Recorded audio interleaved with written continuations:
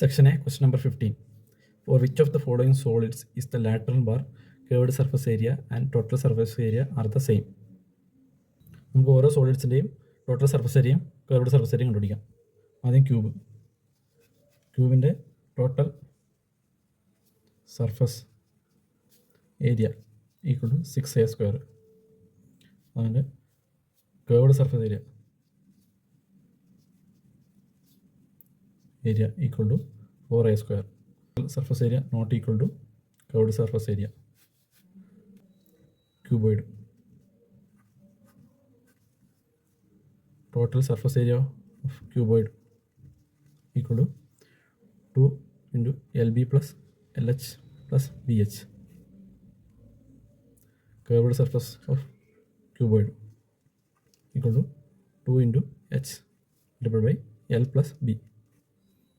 That is total surface area of cuboid not equal to curved surface area of cuboid. നമുക്ക് hemisphere total surface area of hemisphere equal to 3πr². Curved surface area of hemisphere equal to 2πr². Total surface area not equal to curved surface area. Any sphere, total surface area of sphere equal to 4πr². Curved surface area of sphere equal to 4πr². That is total surface area of sphere equal to curved surface area of sphere. So this is the answer.